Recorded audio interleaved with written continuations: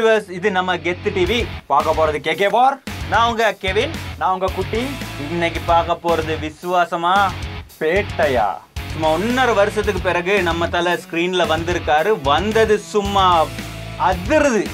அதிருதுங்கிறத எங்க டைலாக்கே எடுத்து விட்டுருக்காரு. ஸோ அடுத்தடுத்து சுட சுட 2 படத்தை கொடுத்துருக்காரு நம்ம ரஜினி சார். 2.0 முடிஞ்ச கையோட வந்திருக்கு உங்களுக்கு பேட்டை வந்து கொஞ்சம் கும்பலா வந்திருக்கு. ஆனா தலை வந்து தனியா வந்து தலை எப்படி தலை எடுக்குமோ அதே மாதிரி நின்றுருக்கு. ஒரு கை சேர்ந்தா தட்ட முடியாது, 2 கை சேர்ந்தா தான் தட்ட முடியும். சேம் அதே மாதிரி ஒரு கிரிக்கெட் கேம் எடுத்தா 11 பேர் சச்சின் ஆக முடியாது. ஸோ 11 சச்சின் விளாண்டா கிரிக்கெட் கேம் எப்படி இருக்கும், அதான் எங்களோட பேட்டை. பண்ணிங்க தான் கூட்டமா வரும், சிங்கம் சிங்களா தான் வரும் அப்படின்னு ஒருத்தர் சொன்ன டயலாக் அவரே மாத்திட்டாரு. ஆனா தலை எப்பையும் தலை.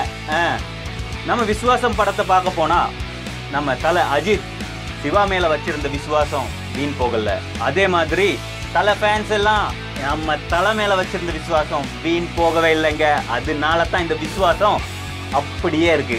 பேட்டை சன் பிக்சர்ஸ் தயாரிப்புல வந்திருக்குது. கார்த்திக் சுப்புராஜ் வச்சு செதுக்கி இருக்காரு நம்ம ரஜினிகாந்தன் கூட சொல்லலாம்.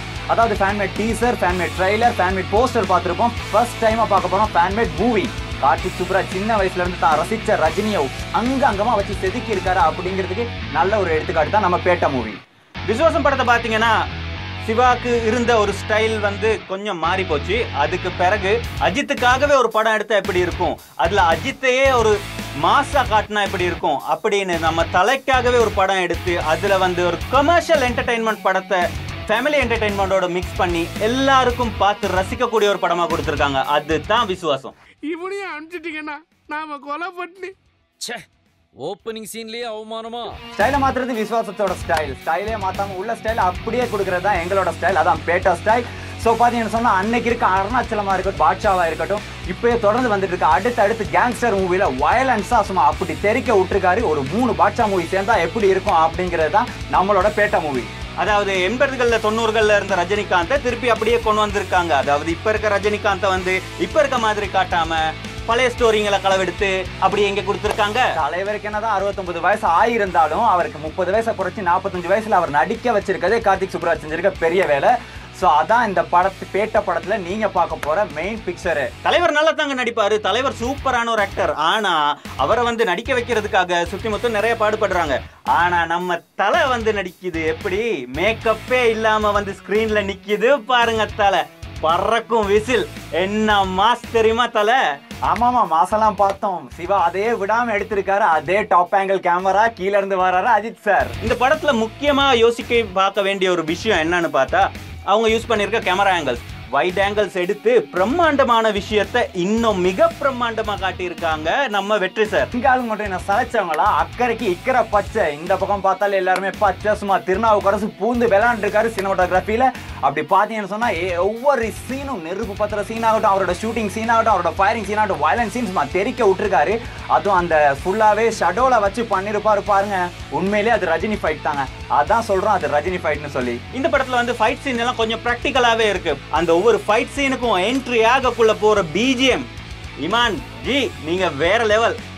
இமான்னா நாங்க விடுவோமா, அனிருத் சார் சும்மா தெரிக்க விட்டுருக்காரு. மரண மாசாகட்டும், உள்ளலா சாங் ஆகட்டும், இளமை திரும்புது சாங்ல அதுவும் நம்ம தலைவரை பாக்குறப்ப ஐயோ நம்மளே கூட்டி கொண்டு விடுறாரு அந்த இடத்துக்கு.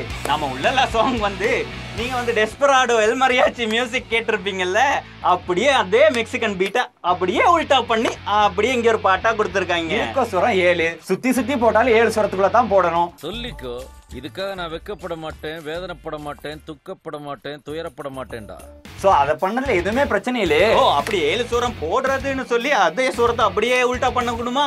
அடுத்ததா பாத்தீங்க அப்படின்னு சொன்னா எடிட்டர் நம்ம விவேக் ஹர்ஷன் சார் சும்மா பிரிச்சு மேஞ்சிருக்காரு. சீன் பை சீன் அடுத்த சீக்வன்ஸ் இது, அடுத்த சீக்வன்ஸ் இது. அது வச்சிருக்க ட்விஸ்ட் எல்லாம் பாத்தீங்கன்னு சொன்னா சும்மா மரண மெரசலா வச்சிருக்காரு ட்விஸ்ட் எல்லாம். நம்ம எடிட்டர் யாரு, லிவிங்ஸ்டன் ஆந்தனி ரூபன்.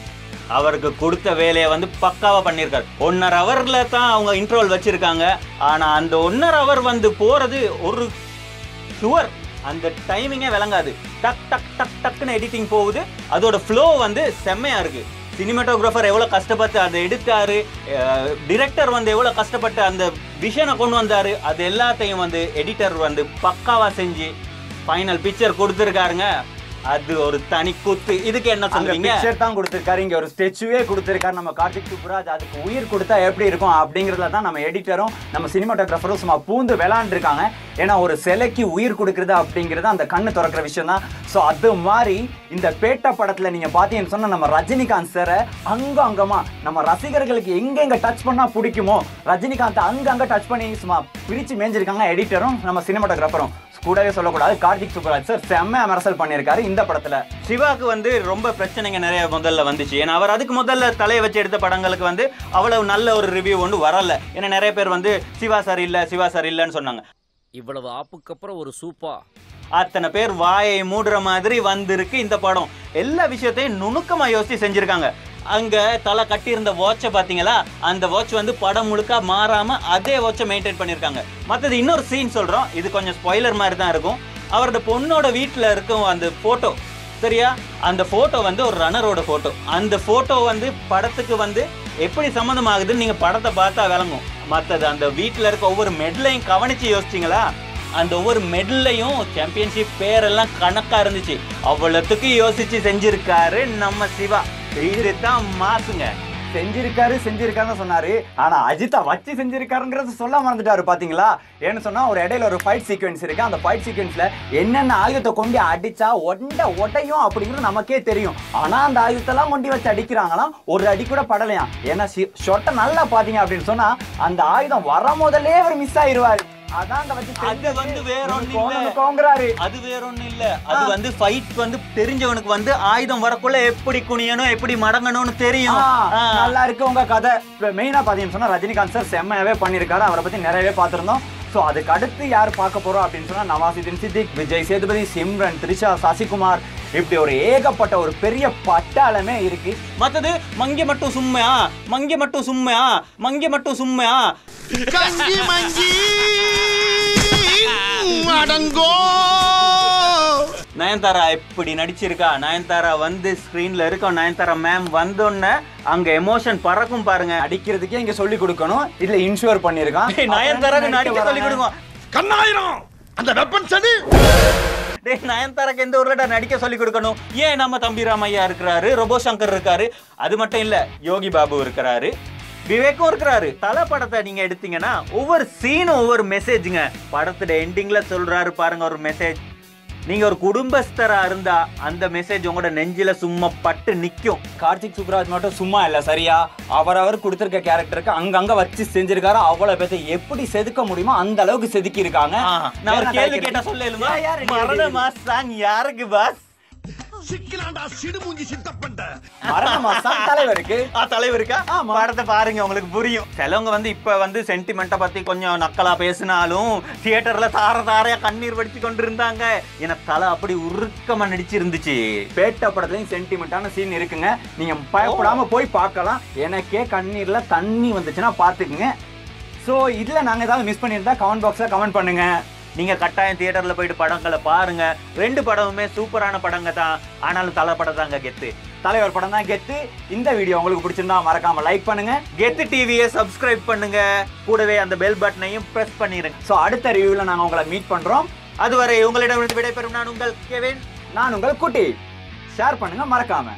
இவர் வந்து தியேட்டர்ல அழுத சீன்ங்க அந்த மாதிரி நிறைய சீன் வந்து நான் உங்களுக்கு சொல்றேன். எத்தனை தடவை சொல்லுவீங்க அத? இனி அழுது சொல்லணும் தான். இல்ல கெவின் என்ன பிரச்சனை? என்ன கேஸ் பிரச்சனை? டேய் அடிக்காத. டேய் ஐயோடா என்ன ஆச்சு? வெறுத்துக்குள்ள டாப் ஓபன் ஆகி போச்சு. ஏய் படுபாவிகளா, ஒரு காக்கா இம்புட்டோண்டு ஆயிருந்ததுக்கு இவ்வளவு பெரிய கலவரமாடா. கொஞ்ச நேரத்துல டீக்கடையாக்கி இந்த ஊரை போர்க்களமாக்கிட்டாங்களே.